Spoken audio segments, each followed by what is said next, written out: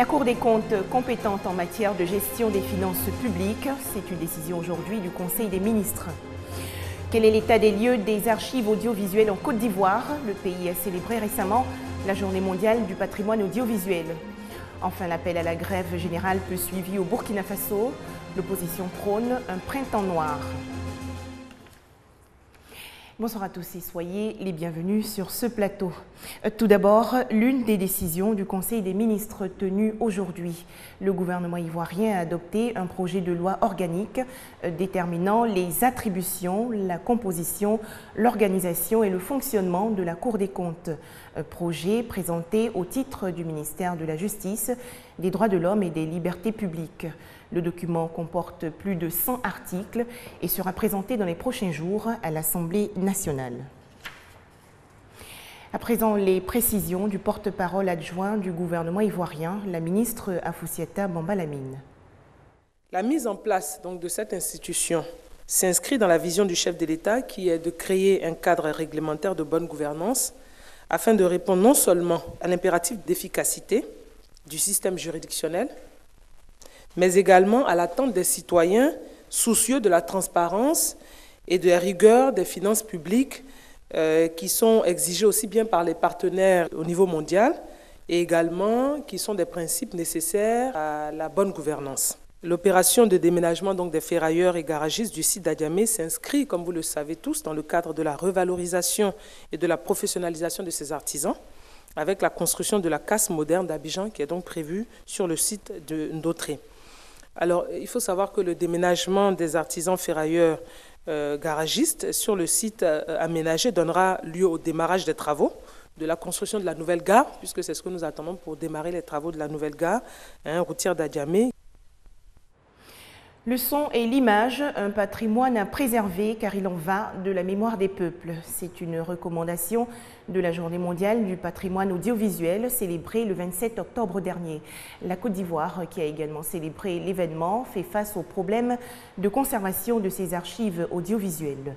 Existe-t-il une structure formelle en charge de cette conservation? Dispose-t-elle d'instruments et de moyens requis? La réponse à ces questions dans nos prochaines éditions. Ça y est, la SCAD a fait hier sa rentrée solennelle, l'occasion pour l'Académie des sciences, des arts, des cultures d'Afrique et des diasporas africaines de présenter le contenu de son programme annuel. Au menu également, une conférence présentée par le professeur Saliou Touré, membre du domaine des sciences exactes de la SCAD. Thème retenu, système éducatif et développement. Après une année académique riche en activités, l'heure est au bilan et perspectives pour l'ASCAD, Académie des sciences, des arts et cultures d'Afrique et des diasporas africaines.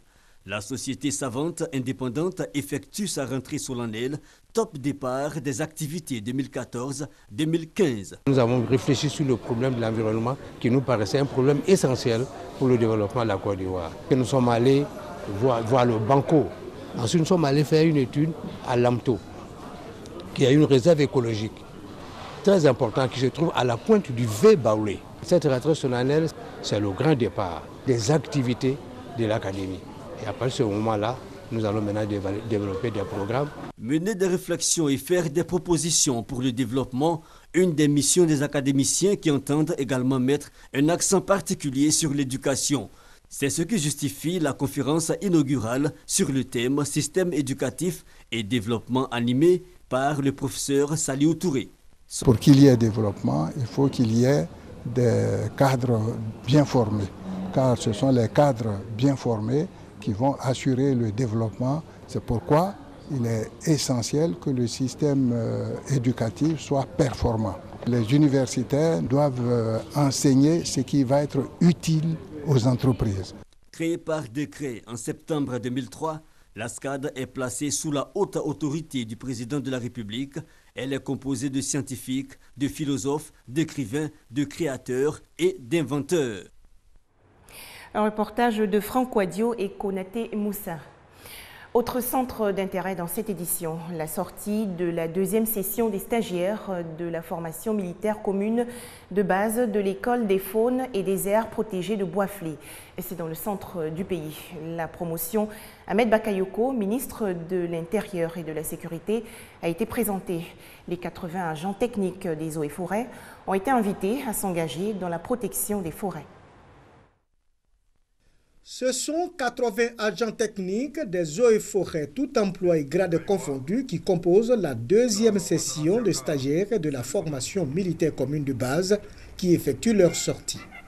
Ces agents ont pour mission la surveillance et le contrôle du patrimoine forestier, la gestion durable des forêts, l'amélioration du cadre de vie et de la préservation de l'environnement, la gestion durable et la protection des ressources en eau, la protection de la faune et de la flore, l'aménagement et la gestion des aires protégées.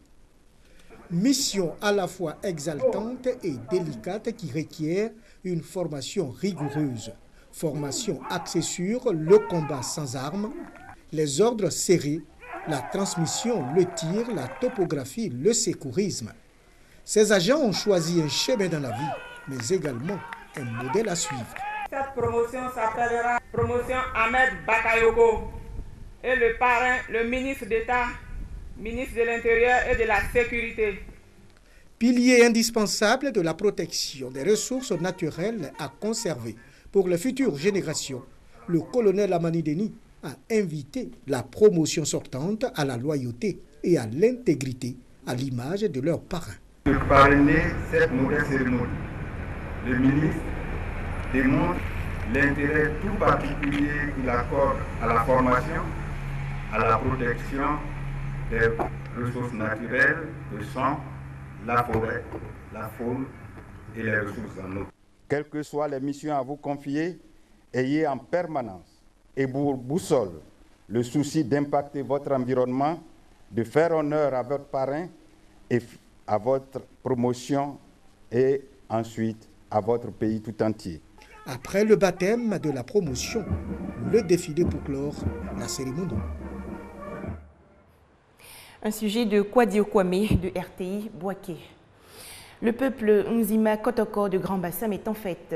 La Bissa 2014 bat son plein. Le roi Désiré Tanoé a fait hier sa première parade au quartier France. Les festivités vont s'achever le 2 novembre prochain. La première sortie du roi Nana Montanoé en ce nouvel an chez les Nzima Kotoko, c'est la famille Mvavile, dépositaire de la Bissa, qui est allée le chercher au palais royal accompagné de la famille Mafele, sa famille sœur. Et comme l'exige la tradition en pareille circonstance, ce sont les commiers ou prêtres traditionnels qu'est revenue la tâche d'invoquer les mânes des ancêtres afin que ceux-ci leur accordent leur bénédiction. Les rituels terminés, le roi Nana Montanoé peut se diriger à la place Abissa, précédé de la reine-mère.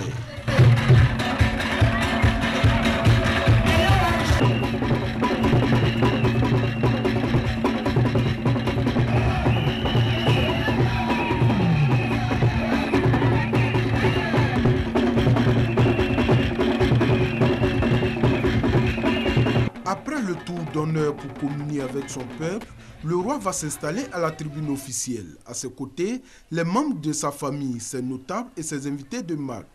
La Bissa, c'est aussi les prestations des groupes de danse, mais surtout la critique sociale. Une occasion pour les chansonniers de dénoncer les comportements des uns et des autres durant l'année écoulée.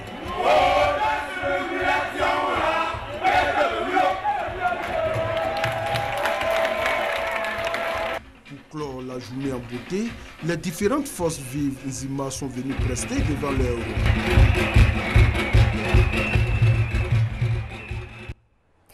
Des précisions de Herman Niamia. Un combat de longue haleine contre la fièvre hémorragique en Afrique de l'Ouest. L'Organisation mondiale de la santé souligne que sur une cinquantaine de centres de traitement d'Ebola prévus, une vingtaine reste encore à pourvoir en personnel médical étranger. Optimiste et rassurant, le président Barack Obama a pris la parole sur Ebola depuis la Maison-Blanche. Un message adressé aux Américains, mais aussi au monde entier. Il y a des progrès au Libéria et les infrastructures se construisent grâce à l'incroyable travail et au dévouement d'Américains qui ouvrent la voie en aidant le Libéria, la Guinée et la Sierra Leone. Des informations positives rapportées par l'ambassadrice américaine à l'ONU. Pendant sa tournée dans les 3 pays les plus touchés par l'épidémie, comme ici, en Sierra Leone, elle a pu constater des progrès. Les équipes sanitaires sont maintenant à plus de 95% de victimes enterrées en toute sécurité en 24 heures. Ce taux était de 30% il y a 5 jours. Constat positif aussi au Libéria, où le nombre de corps collectés est en baisse.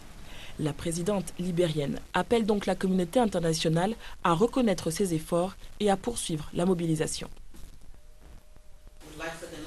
Nous aimerions qu'elle reconnaisse les progrès réalisés par les pays affectés et qu'elle se joigne à la coalition pour contenir ce virus. Un appel relayé par le secrétaire général de l'ONU, Ban Ki-moon, depuis le siège de l'Union africaine à Addis Abeba. Si la lutte contre Ebola en Afrique de l'Ouest commence à porter ses fruits, l'OMS tempère et rappelle que le nombre de cas reste sous-évalué. L'Organisation mondiale de la santé a approuvé les premiers tests d'un vaccin qui commenceront cette semaine en Suisse. Les premiers résultats sont attendus en décembre. Les juges d'instruction français abandonnent les poursuites contre le Sénégal dans le naufrage du bateau le Joola. Les magistrats ont ordonné un non-lieu en raison des dispositions internationales qui les empêchent d'engager des poursuites en France dans ce dossier. Les juges d'instruction français qui enquêtaient sur le naufrage du bateau le Joola, qui avait fait 1863 morts en septembre 2002, ont ordonné un non-lieu. Les magistrats français estiment ne pas pouvoir engager des poursuites en France pour un drame survenu au large de la Gambie. Leur décision a été saluée par les avocats de l'État du Sénégal. Ce n'est que justice. Vous savez, il y avait trop de bruit, mais nous avions des arguments de droit.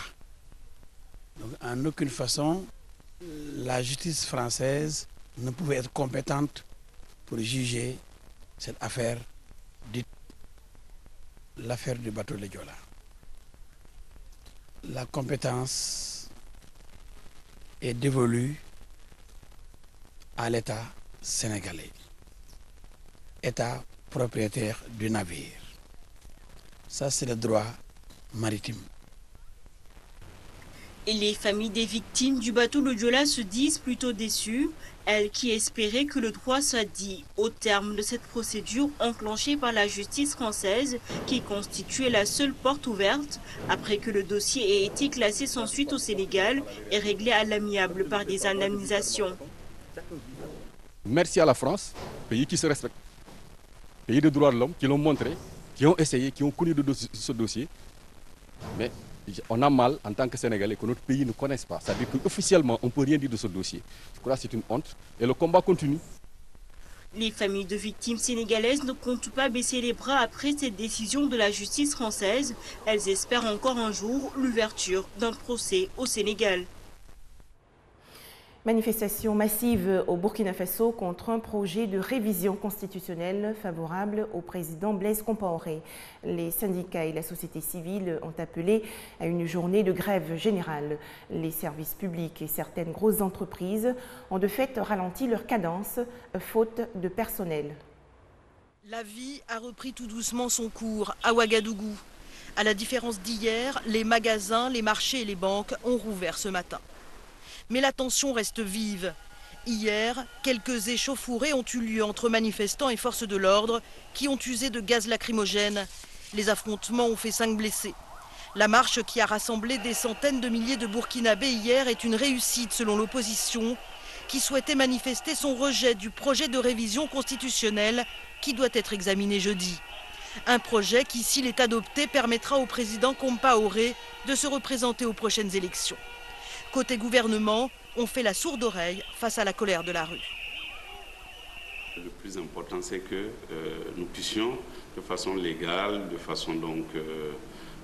nous pouvons avoir des divergences dans les prises de position, mais enfin que le calme reste.